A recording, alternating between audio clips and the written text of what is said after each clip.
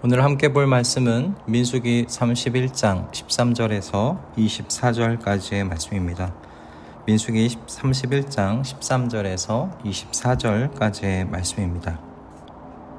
모세와 제사장 엘르아살과 회중의 대표들이 모두 그들을 맞으러 진 밖으로 나갔다. 그러나 모세는 전선에서 막 돌아오는 군 지휘관인 천부장들과 백부장들을 보고 화를 내었다. 모세가 그들을 꾸짖었다. 어쩌자고 여자들을 모두 살려두었소.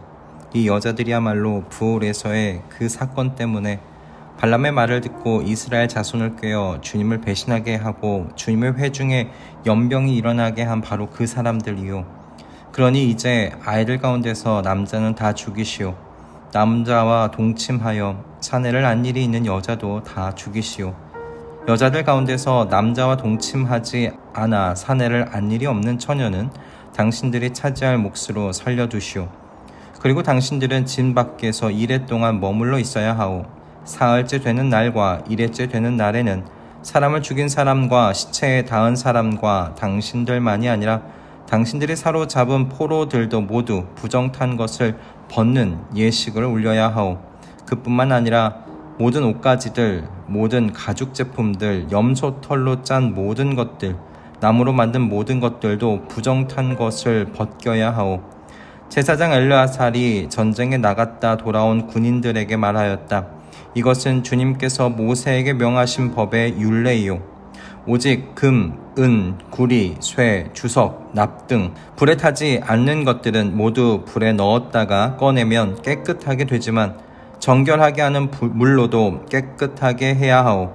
그러나 불에 타는 물건은 모두 물에 담갔다가 꺼내기만 해도 되오. 당신들이 입고 있는 옷은 이레째 되는 날에 빨아서 깨끗하게 해야 하오. 그렇게 한 다음에야 당신들은 진 안으로 들어올 수 있소. 아멘. 미디안과의 전쟁에서 승리한 이스라엘 군은 포로와 약탈한 재물을 앞세우고 당당하게 모압 평지의 진으로 개선하였습니다. 그러나 모세는 전쟁을 승리로 이끌고 돌아온 군 지휘관들에게 노하여 꾸짖습니다. 그들을 꾸짖는 이유는 이스라엘에 재앙을 내리게 했던 미디안 여자들이 포로 사이에 섞여 있었기 때문이었습니다. 군 지휘관들은 모세를 통해 받은 미디안에 주님의 원수를 갚으라는 명령을 성인 남자들만 죽이는 것으로 이해했던 것 같습니다. 그래서 미디안 여인들과 아이들에게는 긍휼을 베푼 것이 아닌가 생각됩니다. 또는 주변 국가의 정복 전쟁과 같이 일반적인 전쟁으로 생각한 것이 아닐까 싶습니다. 그래서 여자들과 아이들을 전리품으로 가져와 노예로 삼으려고 했던 것이죠. 그러나 모세는 이것이 미디안의 죄악을 징벌하는 전쟁이었다는 점을 꼬집습니다. 이 여자들 때문에 이스라엘이 부올에서 주님을 배반하는 사건이 일어났고 그 일로 주님의 회중에 연병이 일어나 24,000명에 달하는 이스라엘 자손이 죽은 것이 아니냐는 겁니다. 이 전쟁은 바로 이 주님의 원수를 갚는 성전이었다는 의미의 말입니다. 그래서 모세는 이스라엘 진영 안에 시딤에서의 일과 연관 있는 미디안 여인들이 들어와 있다는 것에 분노한 것이죠. 한번 이스라엘을 죄에 빠지게 만든 모압 여인들이 두 번 이스라엘을 죄에 빠뜨리게 할 수 있는 일 아니겠습니까? 그래서 모세는 남자와 동침하여 사내를 아는 여인은 다 죽일 것을 명합니다. 바알 부올의 사건과 관련이 없는 자들만 살려두라는 말입니다.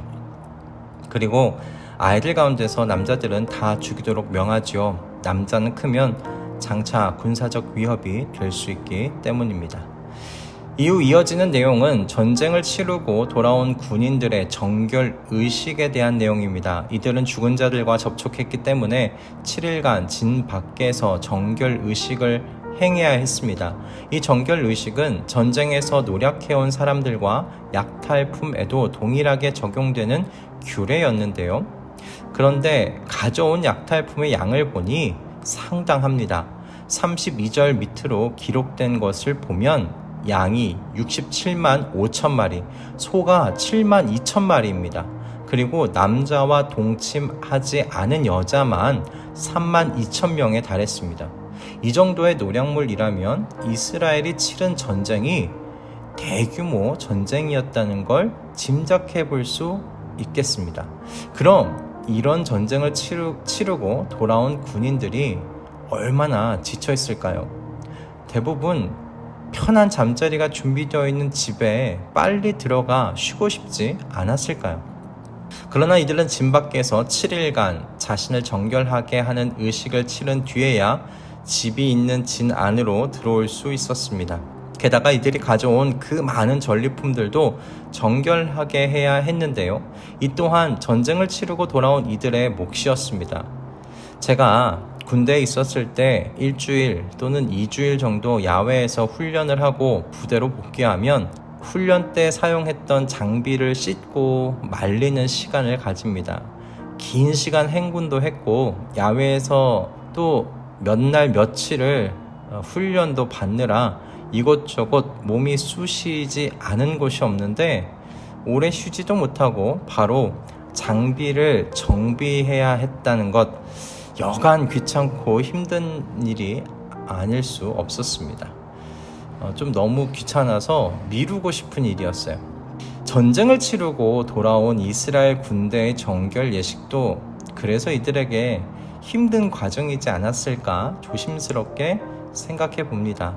그런데 모세가 이렇게 엄격하게 정결을 요구하는 이유는 거룩하신 하나님과 함께 사는 이스라엘은 그 정결함을 유지하는데 온 신경을 쏟아야 했기 때문이겠지요.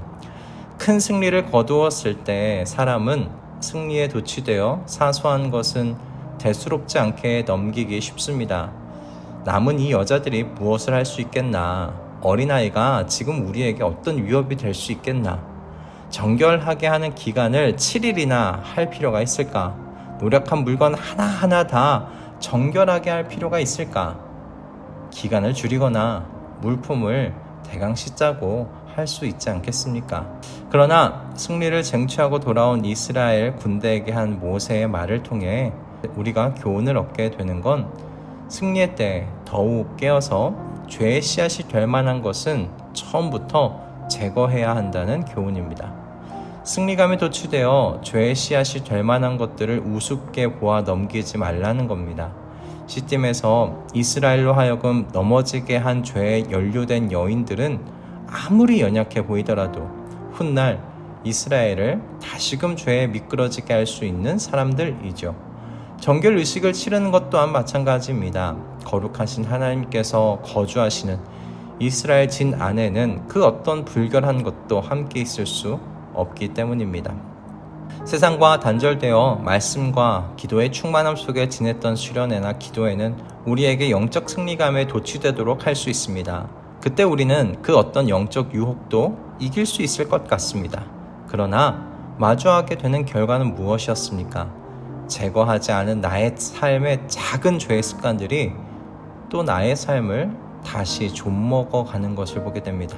그렇게 다시금 나의 삶이 헝클어지고 나태해져 죄 가운데로 미끄러지는 겁니다.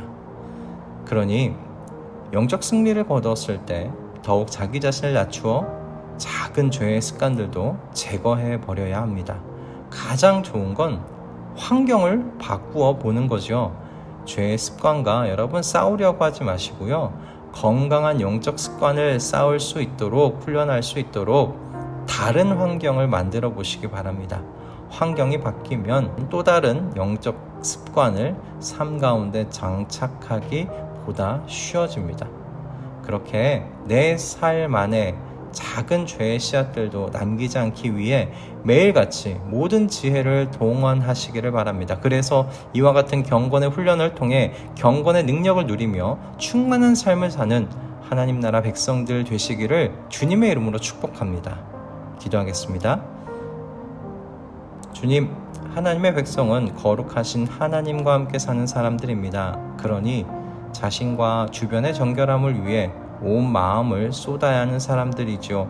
주님, 제가 영적 승리에 도취되지 않게 하시고 늘 겸손히 작은 죄의 씨앗도 쉽게 보아 넘기지 않게 하여 주시옵소서.